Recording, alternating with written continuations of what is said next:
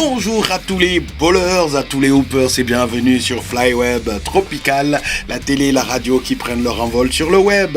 Vous êtes dans Afro Buzzer Time, l'émission qui met en valeur le basketball africain en Afrique et ailleurs. Au sommaire de cette édition, nous allons revenir sur la Kalahari Conference de la Basketball Africa League qui a tenu toutes ses promesses et qui a battu tous les records.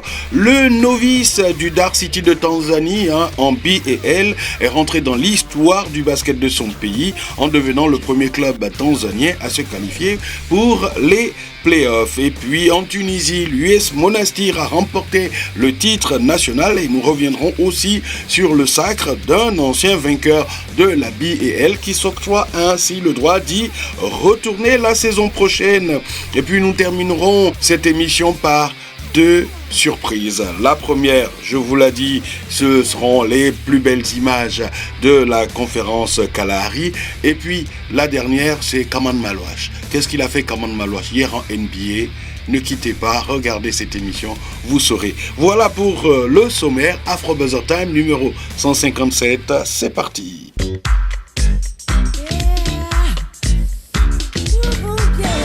La Sunbet Arena de Pretoria en Afrique du Sud a été le théâtre d'une conférence du Kalahari de la Basketball Africa League de très haut niveau. 6 équipes se disputaient 4 places, donnant le droit d'accéder aux playoffs dans un mois à Kigali, au Rwanda, qui a été reçu, qui a été recalé. Notre compte rendu. Jamais en 6 éditions de Basketball Africa League, une conférence n'aura été aussi prolifique que la Kalahari Conference 2026, qui a eu lieu du 27 mars au 5 avril dernier à Pretoria. Au cours des 8 journées de compétition, un grand nombre de records ont été battus avec, à la clé, de belles surprises. La première constante de cette conférence est le niveau offensif affiché par les équipes. Sur les 15 matchs disputés dans une Sunbet Arena bondée, 10 se sont achevés sur des scores affichant 100 points ou plus pour le vainqueur, ce qui était du jamais vu en BAL. Au final, les Tigers du Rwanda, pour leur première participation, ont terminé en tête de la conférence avec un bilan de 4 victoires pour une défaite. On se faisait du souci pour cette formation, obligée de remplacer au pied levé l'APR, le club du Mans qualifié, mais les Tigers ont su relever le défi.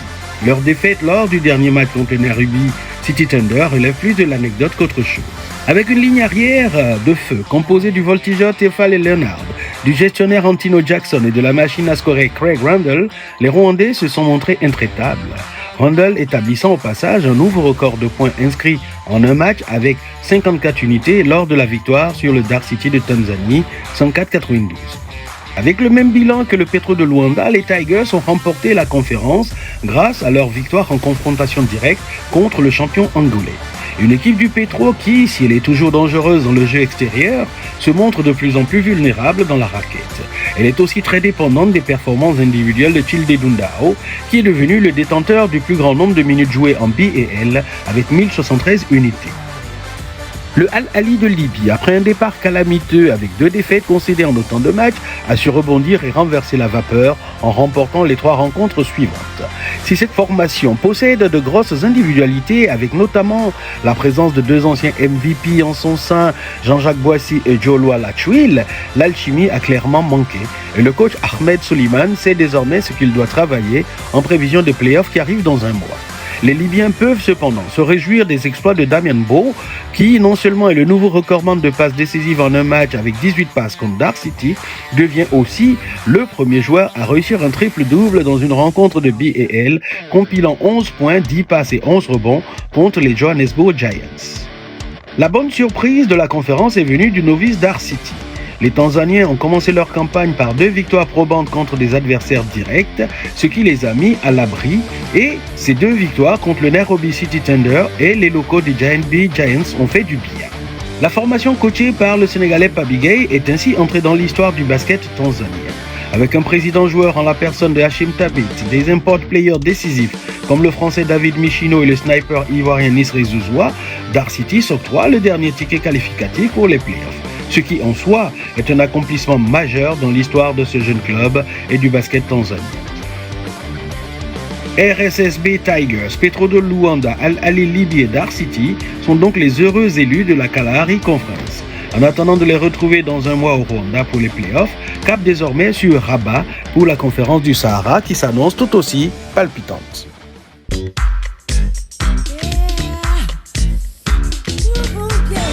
Il n'y a pas à dire, cette Kalahari Conference de la BAL est celle, toutes saisons confondues, toutes conférences confondues, de tous les records. Nous avons compilé les records les plus significatifs que nous vous présentons dans ce document. Randall Lagachette. L'arrière des Tigers du Rwanda, Craig Randall II, a établi un nouveau record de points en Basketball Africa League avec 54 unités lors de la victoire 104-92 contre Dar City. Au cours de ce même match, Randall a également battu le record de tir à 3 points réussi avec 11 paniers longue distance. Damien Bowe, Caviar Time. Le meneur d'Al-Ali Libye, Damien Bowe, a établi un nouveau record de passes décisives en BAL avec 18 passes lors de la victoire 118-97 face à Dar City. Avalanche de points. Les 215 points inscrits lors du match entre Al-Ali et Dar City, score final 118-97, constitue désormais le total de points le plus élevé jamais enregistré dans un match de BAL. La centaine triomphante.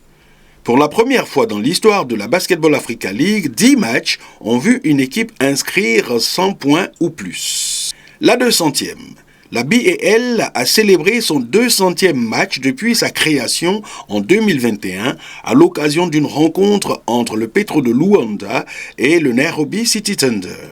Dundao Marathonman. Le 5 avril 2026, Childe Dundao, joueur du Petro de Luanda, a battu le record du plus grand nombre de minutes passées sur un terrain de BAL avec 1073 minutes. Un beau historique en triple-double. Damien Bowe, meneur d'Al-Ali, a réalisé le premier triple-double de l'histoire de la Basketball Africa League. Cette performance, accomplie le 4 avril 2026 lors d'une victoire 110-72 contre les Johannesburg Giants. Bowe a atteint des chiffres à 2 unités dans 3 catégories statistiques majeures, terminant avec 11 points, 10 passes décisives et 11 rebonds.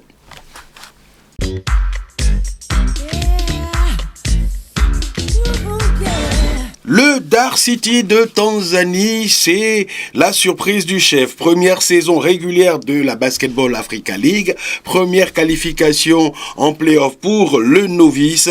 C'est une belle histoire que nous avons choisi de vous raconter. Fondé en 2022 à Dar es Salaam, le club tanzanien de Dar City avance à une vitesse rare.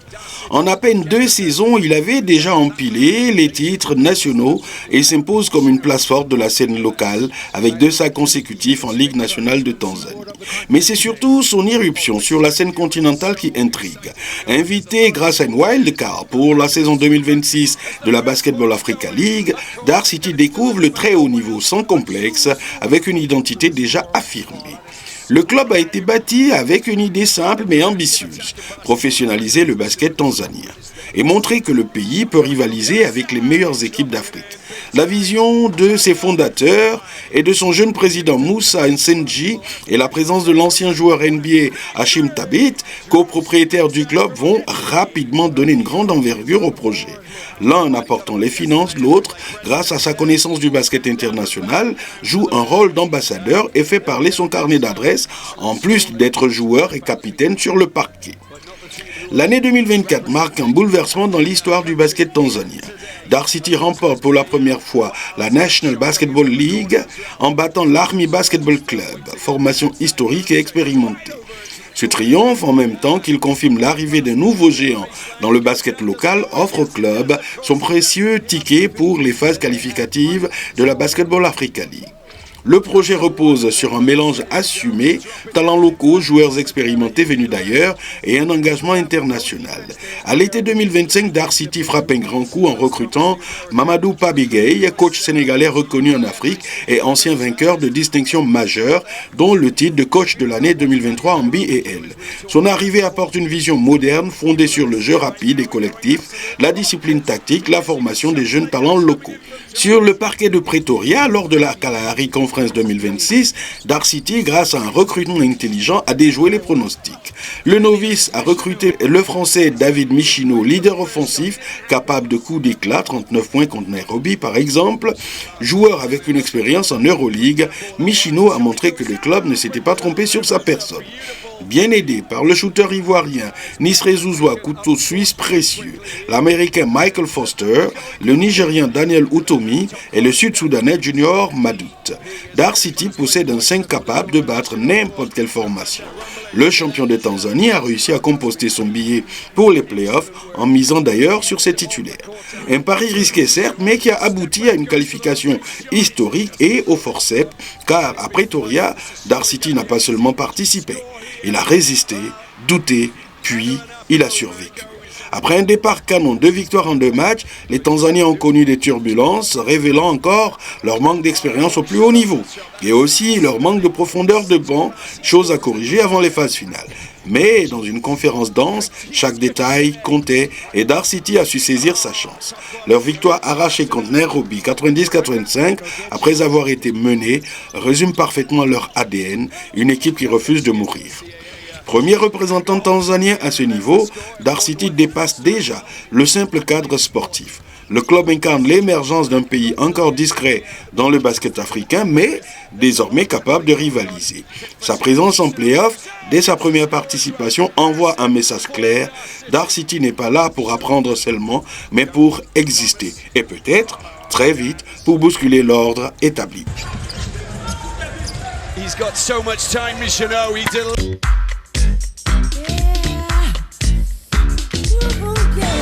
En Tunisie, si le club africain est le représentant actuel de ce pays à la BAL, pour la saison prochaine, ce sera l'US Monastir, qui est un ancien vainqueur de la BAL en 2022. L'US Monastir s'est donc octroyé le droit de retourner à la BAL la saison prochaine en devenant champion de Tunisie pour la 10e fois de son histoire face à la jeunesse sportive kérouanaise. Regardez la joie des joueurs de l'US Monastir.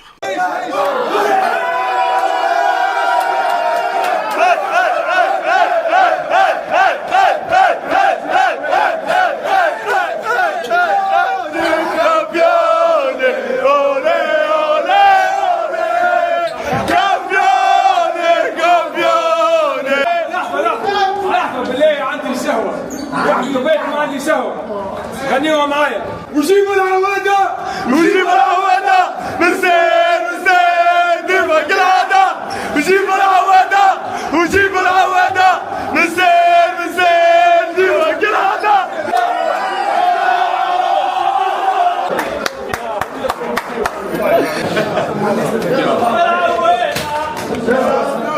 Let's go. خمسة والخميس علي يا سيدي محلالي فرحوا بالعوادة بالعوادة والله لا يقطعوا عادة ونقف علي خمسة والخميس علي.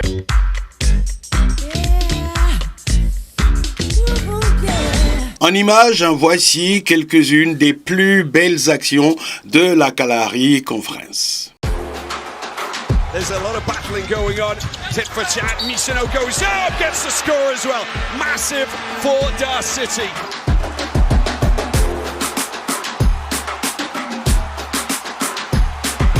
Zouzoua collecting. It's been set up, and there it is. Alley-oop, and in it goes. Michino drives it down.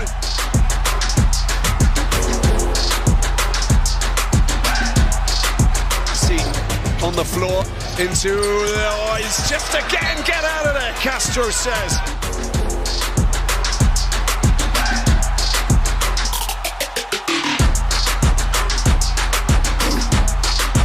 Done down, brilliant, Castro again. Wow. Crash course, hammering it down.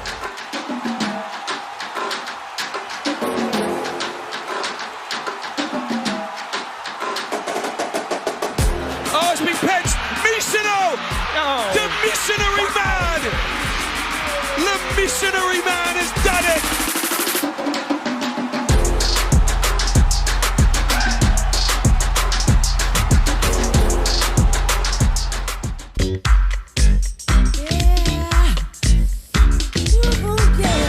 Je vous parlais de surprise dans les titres concernant Kaman Malouache. Eh bien, hier, c'était sa première titularisation en NBA avec l'équipe des Phoenix Suns contre les Dallas Mavericks. Kaman Malouache a joué 30 minutes, il a marqué 4 points, il a pris 13 rebonds et il a mis 3 contres, dont un, celui qu'on va vous montrer sur son ancien coéquipier de l'université de Duke et pressenti pour être le meilleur rookie de l'année, Cooper Flagg. Kaman Malouache, dans un duel en haute altitude, a mis ce contre que nous vous présentons. Jordan Knott has put done on Kolokides, trying to slow him down. Cooper stepping out on Flagg, the rookie with a spin, met at the top, and Cooper Flagg turned back by his former Duke teammate. Malouache with a nasty rejection. Block of Malouache against his former Duke teammate. Yeah, Cooper Flagg up high, but Malouache says no way. I mean, just the timing on it too with the two hands. Yeah, to see him go up with two hands, that is rare. Third block of the night for Malouache, career high 14 rebounds and his first for Cooper Flagg. He has 13 this year, 2-point assists and 11-point rebounds. Nice move, dunked that. Oh, Malouache! Duke on Duke! What are you doing? Gillespie in transition. Well, when they were teammates last year, they called him Man-Man.